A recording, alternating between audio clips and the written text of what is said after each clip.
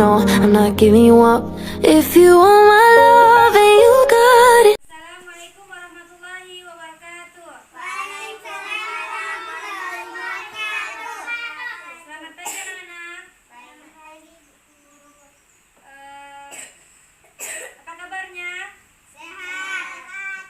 Baik, hari ini kita ingin mempelajari pelajaran IPS ya. Sebelum kita masuk ke pelajarannya, Adipa pimpin doa pada pagi hari ini. Bismillahirrahmanirrahim. Alhamdulillahirabbil alamin. Arrahmanirrahim. Maliki yaumiddin. Iyyaka na'budu wa iyyaka nasta'in. Ihdinas siratal mustaqim. Siratal ladzina an'amta 'alaihim ghairil maghdubi 'alaihim waladdallin. Amin. Baik, hari ini kita akan mempelajari tentang sumber daya alam. Sambil ditulis ya. Ya.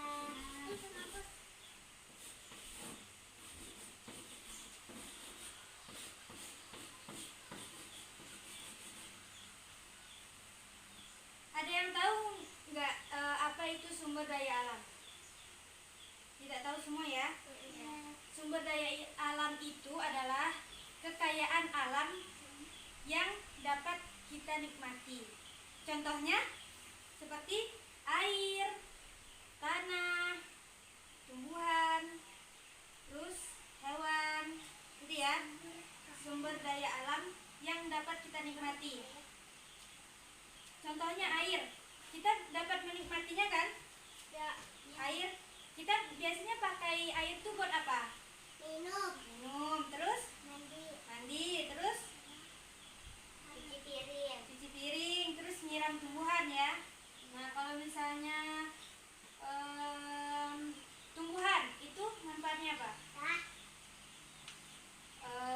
Buat sumber makanan kita, contohnya padi kan. Nah, sumber daya alam itu ada yang bisa diperbaharui dan ada yang tidak bisa diperbaharui. Yang bisa diperbaharui itu contohnya air, tanah, tumbuhan, hewan. Kenapa dia bisa diperbaharui? Karena bisa dilestarikan. Contohnya, misal pohon kelapa. Pohon kelapa itu semuanya bisa dimanfaatkan kan? Sering dimanfaatkan. Misalnya satu kebun pohon kelapa itu ditebang karena batangnya mau dipakai, buahnya mau dipakai. Tapi pohon kelapa itu bisa dilestarikan dengan cara menanamnya kembali. Bisa dipahami? Bisa. Tadi apa aja yang bisa diperbaharui? Air, tanah, tumbuhan, hewan. Nah, sekarang yang tidak bisa diperbaharui itu contohnya batu bara, emas, minyak tambang. Bisa dimengerti? Bisa.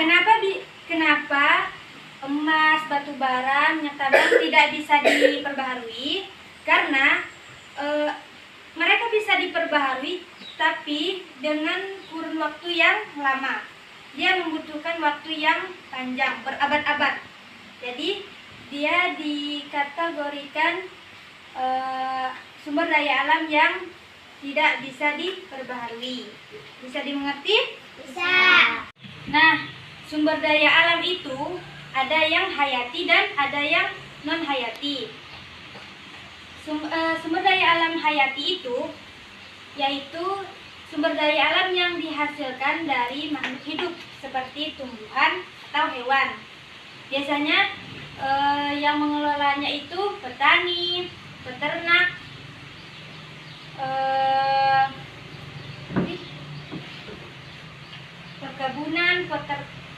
perkebunan, perikanan dan pertambangan. Selanjutnya itu sumber daya alam non hayati. Contohnya tanah, air, karena dia tidak hidup ya. Tanah, air, dan barang tambang. Nah, sekarang Ibu ingin nanya ke Naya. Sebutkan apa saja sumber daya alam hayati. Hewan dan tumbuhan. Betul tidak? Betul. Mau nanya ke Adiba. Apa saja sumber daya alam non hayati? Air dan tanah.